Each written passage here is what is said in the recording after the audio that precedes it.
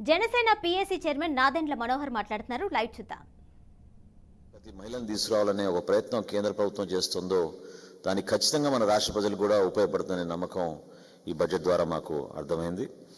Tourism sector 974 కిలోమీటర్ల కోస్తా తీరం ఉంది. చాలా అద్భుతంగా మనం మన ప్రాంతాన్ని, ఆంధ్రప్రదేశ్ని మనకున్న వనరుల్ని పర్యాటక రంగానికి బాగా అభివృద్ధి చేయగలుగుతాం. పూర్తిగా సర్వనాశనం చేసింది ఈ ప్రభుత్వం పర్యాటక రంగాన్ని. ఏదైతే ఈరోజు కేంద్ర ప్రభుత్వం ఒక అద్భుతమైన ప్రణాళిక తీసుకొచ్చి రాష్ట్ర ప్రభుత్వాలకి నిధులు కేటాయించి టూరిజం సెక్టర్ని డెవలప్ చేస్తామని అండగా నిలబడ్డారో దాన్ని మనం మనస్ఫూర్తిగా స్వాగతించాలి. తప్పకుండా మన ఆంధ్రప్రదేశ్ ఇందులో ఎక్కువ బెనిఫిట్ పొందేటట్టు ఒక మంచి ప్రణాళిక సిద్ధం చేసుకుని రాబోయే రోజుల్లో మన రాష్ట్రానికి తద్వారా కేంద్రం నుంచి నిధులు తీసుకొచ్చి మనం ఎంప్లాయ్మెంట్ జనరేషన్ కూడా చాలా అద్భుతంగా చేయొచ్చనే ఒక నమ్మకం ఈరోజు కేంద్ర ప్రభుత్వం ఇంటరీం బడ్జెట్ చూసినాక మాకు అర్థమైంది. అదేవిధంగా మన రాష్ట్ర విభజన చట్టంలో ప్రవేశపెట్టిన మెట్రో రైల్ ప్రాజెక్ట్ విశాఖపట్నానికి, అదేవిధంగా విజయవాడ, గుంటూరు, తెనాలి, మంగళగిరి ఈ 4 ప్రధానమైన పట్టణాలని కలుపుకొని పోయే విధంగా ఒక చక్కటి మెట్రో రైల్ ప్రాజెక్టు గతంలో కూడా ప్రతిపాదించారు. అది చట్టంలో కూడా ఉంది. దానికి ఈ రోజున కేంద్ర ప్రభుత్వం అంటే స్పెసిఫిక్గా ఈ అనలేదు, కానీ భారతదేశంలో మెట్రో రైల్స్ ఇతర పట్టణాలకి విస్తరించే విధంగా ఒక ప్రణాళిక సిద్ధం చేస్తున్నా ఉన్నారు. దానికి అన్ని విధాలుగా కూడా ఆర్థికంగా ఆదుకుంటామని కేంద్ర ప్రభుత్వం చేసిన ప్రకటనని మన పాలకులకి గుర్తు చేస్తున్నాను. దయచేసి ఇప్పుడైనా మీరు కొంచెం సమయం వెచ్చించి కేవలం రాజకీయాల కోసమే కాకుండా అభివృద్ధి కార్యక్రమాలపైన కూడా మీరు దృష్టి సారిస్తే జగన్మోహన్ రెడ్డి గారు ఈ ప్రభుత్వం తప్పకుండా కేంద్ర ప్రభుత్వం ఈరోజు ప్రకటించిన ఈ 4-5 అంశాల ద్వారా మన రాష్ట్రానికి చాలా మేలు జరుగుతుంది. ఈ ఇంటరీం బడ్జెట్ని, నిర్మలా సీతారామన్ గారు ప్రవేశపెట్టిన ఇంటరీం బడ్జెట్ని జనసేన పార్టీ నుంచి మేము మనస్ఫూర్తిగా స్వాగతిస్తున్నాం.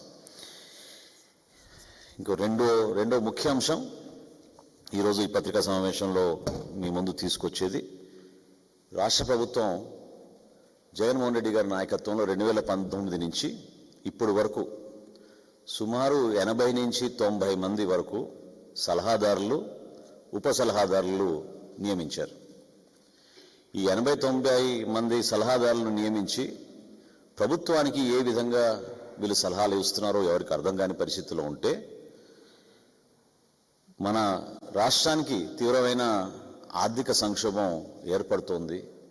స్టేట్ ఎక్స్చెక్కర్లోంచి అనవసరంగా వీళ్ళకి నిధులు కేటాయించి డబ్బులు వృధా అవుతున్నాయని గౌరవ హైకోర్టులో కేసు వేసినప్పుడు, పిల్ వేసినప్పుడు చీఫ్ జస్టిస్ గారు డివిజన్ బెంచ్ అది ఆ రోజున చాలా స్పష్టంగా దేనికోసం ఇంతమంది మీరు నియమించారు, దీనివల్ల ఎటువంటి సలహాలు రాష్ట్ర ప్రభుత్వానికి వస్తుంది, ఆ సలహాలు మీరు ఎక్కడ ఇంప్లిమెంట్ చేస్తున్నారా, ఇది అన్వారంటెడ్ అండ్ అన్నెసెసరీ అని కామెంట్స్ చేస్తూ మీ పనితీరు చూస్తుంటే రాబోయే రోజుల్లో జిల్లాలో ఉన్న కలెక్టర్లకు కూడా మీరు సలహాదారులు నియమిస్తారేమో అని ఆ రోజున డివిజన్ బెంచ్ చాలా తీవ్రమైన విమర్శలు చేశారు.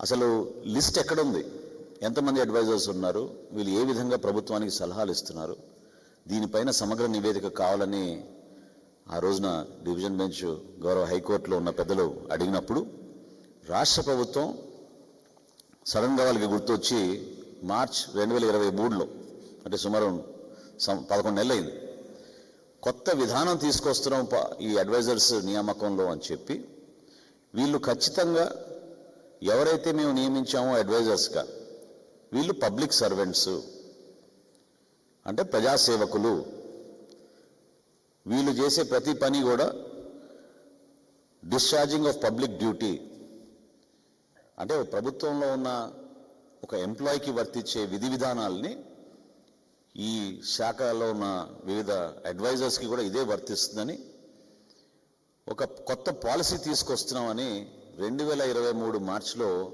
రాష్ట్ర ప్రభుత్వం గౌరవ హైకోర్టుకి నివేదిక అందించి ఆ రోజున వాళ్ళు చెప్పారు. కేవలం క్వాలిఫైడ్ పర్సన్స్ని అపాయింట్ చేస్తున్నామని, వీళ్ళ సలహాల ద్వారా ఏ నిర్ణయం రాష్ట్ర ప్రభుత్వం తీసుకోవాలన్నా కూడా ఈ పెద్ద మనుషుల్ని కూర్చోబెట్టుకుని అడిగి వాళ్ళ సలహాలు తీసుకుని మేము నిర్ణయం తీసుకుంటున్నామని ఆ రోజు ప్రకటించారు. మరి ఇన్ని రోజుల నుంచి వీళ్ళకి జీతాలు, వీళ్ళందరికీ accommodation, vehicles, personal staff, telephone బిల్లులు, వీళ్ళు వాడుకోవడానికి మొబైల్ ఫోన్లు ఇవన్నీ కూడా ప్రభుత్వం వాళ్ళకి అందిస్తూ ఉంటే ఒకరిద్దరు పాపం చాలా బాధతోటి ఈ విధంగా మనం ప్రభుత్వ డబ్బుని వృధా చేయకూడదు, మన సర్వీసెస్ దేనికి ఉపయోగించుకోవడం లేదు, ముఖ్యమంత్రిని కలవాలన్నా కలవలేకపోతున్నాం. ముఖ్యమంత్రి గారి సలహాదారులని నియమించుకోబడ్డ వ్యక్తులు కూడా కనీసం ముఖ్యమంత్రి గారిని కలవలేకపోతున్నారు. అందులో ప్రధానంగా అటువంటి కాన్షియస్ ఉన్న వాళ్ళు ఎవరైతే మనం కొంచెం విలువలతో కూడిన వ్యక్తులు ఉన్నారో ఒకరిద్దరు రాజీనామా కూడా చేసి వెళ్ళిపోయారు. అందులో సుభాష్ గార్గ్ గారు ఒకళ్ళు. సుభాష్ గార్గ్ గారు భారతదేశానికే ఫైనాన్స్ సెక్రటరీగా పనిచేశారు. ఆయన కూడా లాభం లేదు, ఈ పరిస్థితి ఇక్కడ ఉన్న వ్యవస్థని మనం సరిచేయలేమని చెప్పి ఆయన కూడా అపాయింట్మెంట్ అయిన కొన్ని నెలల్లోనే ఆయన రాజీనామా చేసి వెళ్ళారు. రామచంద్రమూర్తి గారు మీ అందరికీ సుపరిచితం పెద్దలు, ఆయన కూడా రాజీనామా చేసి వెళ్ళారు. నాకు బాగా సన్నిహితులు జుల్ఫీ గారని, ఆయనైతే కనీసం జీతం కూడా తీసుకోవడం లేదు, జీతం తీసుకోకుండా ప్రభుత్వానికి పనిచేస్తానని ఆయన అడ్వైజర్గా ఈరోజు రాష్ట్ర ప్రభుత్వానికి ఉన్నారు. సుమారు 80-90 అడ్వైజర్లకి ఇప్పటి వరకు ఈ రాష్ట్ర ప్రభుత్వం వెచ్చించింది ఎంత అంటే అందరూ కూడా ఆశ్చర్యపోతారు. ఇప్పటి వరకు వాళ్ళు వెచ్చించింది సుమారు 700 కోట్ల రూపాయలు. 700 కోట్ల రూపాయలు వీళ్ళు ఖర్చు పెట్టారు. 680 కోట్లు టు బి స్పెసిఫిక్. ఈ 680 కోట్ల రూపాయల్లో ఒకే ఒక ప్రధానమైన సలహాదారులు ఎవరైతే రోజు ప్రెస్ కాన్ఫరెన్స్లు పెట్టి పార్టీ కార్యక్రమాల్లో చురుగ్గా పాల్గొంటూ ఉంటారో మన సజ్జల గారు, ఆయన ఖర్చే 140 కోట్ల రూపాయలు. అసలు ఈ రాష్ట్ర ప్రభుత్వానికి ఎటువంటి అడ్వైస్ ఇస్తున్నారు వీళ్ళు? వీళ్ళు ఇచ్చిన అడ్వైస్ ముఖ్యమంత్రి గారు తీసుకుంటున్నారా పరిగణలోకి? ఏ విధంగా అడ్వైస్ రేపటి రోజున పాలసీగా మారుతోంది? ఇప్పుడు నేను చూశాను, మీరు పత్రికల్లో భారీ ఎత్తున అడ్వర్టైజ్మెంట్లు వేసేశారు. విద్యాశాఖలో అద్భుతమైన మార్పులు వచ్చేస్తున్నాయి.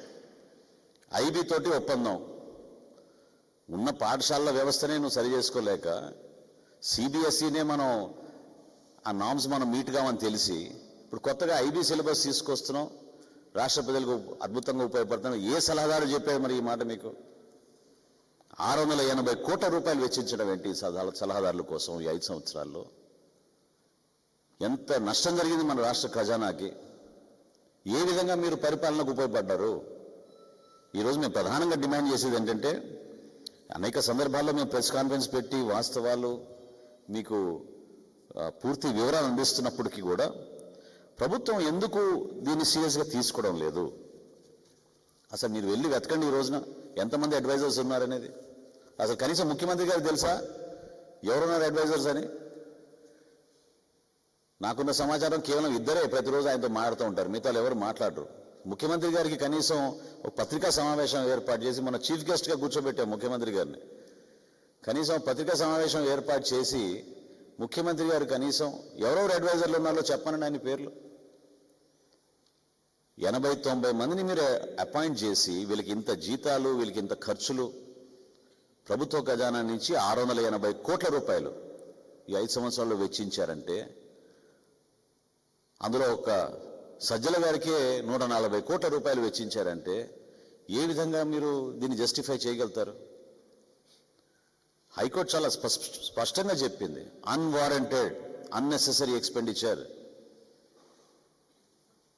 Unaccounted for. అసలు ఎంతమంది అడ్వైజర్ని అపాయింట్ చేశారో కూడా లెక్కలేదు వీళ్ళ దగ్గర. ఖచ్చితంగా మేము డిమాండ్ చేసేది ఏంటంటే ఈ రోజున జనసేన పార్టీ నుంచి ఈ అడ్వైజర్ని మీరు అపాయింట్ చేసింది లిస్ట్ మీరు ముందు పబ్లిష్ చేయండి. రాష్ట్ర ప్రజలకు తెలియాలి ఎవరెవరు ఏ శాఖ కోసం ఏ పని కోసం మీరు అపాయింట్ చేశారు. అదేవిధంగా వీళ్ళు ఎటువంటి సలహాలు మీకు ఇచ్చారు, ఇచ్చిన సలహాలని మీరు ఎక్కడైనా ఇంప్లిమెంట్ చేశారా? ఇదేమైనా పాలసీగా మారిందా? దేనికోసం మీరు వీరందరినీ తీసుకొచ్చారు? ఇంతమంది మంత్రులు ఉన్నారు, ప్రభుత్వంలో ఇంతమంది ఉద్యోగస్తులు ఉన్నారు, వీళ్ళందరూ కూడా ఏ డిపార్ట్మెంట్కి ఆ డిపార్ట్మెంట్, ఏ జిల్లాలో చక్కగా శాఖల నిర్వహణ కోసం వాళ్ళ పనులు చేసుకుంటూ ఉంటే ప్రభుత్వంలో ఉన్న ఎంప్లాయీస్ని మీరు ఉపయోగించుకోకుండా, మీ క్యాబినెట్లో ఉన్న మంత్రుల్ని మీరు ఉపయోగించుకోకుండా ఇంతమంది సలహాదారులు మీరు అపాయింట్ చేసుకుని ఒక ప్యారలల్ గవర్నెన్స్ తీసుకొచ్చి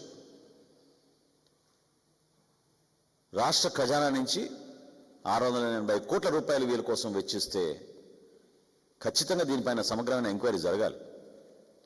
రాబోయే శాసనసభ సమావేశాల్లో ఏ బడ్జెట్ హెడ్ కింద ఈ 680 కోట్ల రూపాయలు ఖర్చు పెట్టారు, ఎంతమంది సలహాదారులకి మీరు ఈ విధంగా జీతాలు, అలవెన్సెస్, పర్క్స్ ఇచ్చారు, ఎందుకు ప్రత్యేకంగా ఒకే సలహాదారు గారికి 140 కోట్ల రూపాయలు మీరు వెచ్చిచ్చారు? ఈ సమాధానాలు జగన్మోహన్ రెడ్డి గారి ప్రభుత్వం ఖచ్చితంగా రాబోయే శాసనసభ సమావేశంలో బడ్జెట్ పైన, ఇంటరిమ్ బడ్జెట్ ఈ